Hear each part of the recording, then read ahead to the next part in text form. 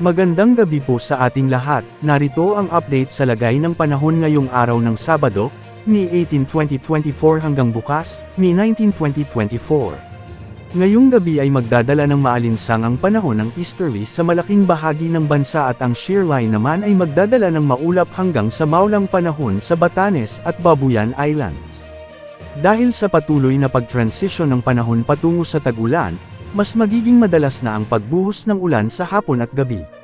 Ngayong gabi ay may mga inaasahang pag-ulan sa silangang bahagi ng Luzon, partikular sa Aurora, Isabela, Cagayan at ilang bahagi ng Cordillera Region at Cagayan Valley.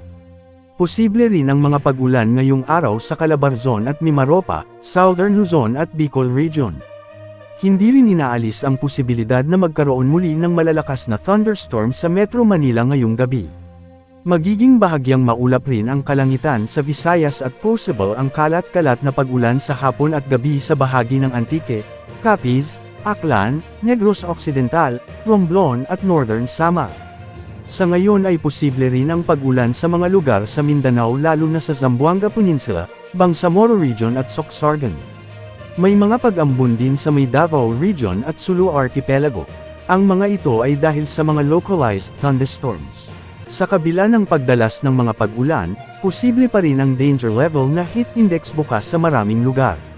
Sa ngayon ay wala namang nakataas na gale warning sa mga karagatang sakop ng ating bansa.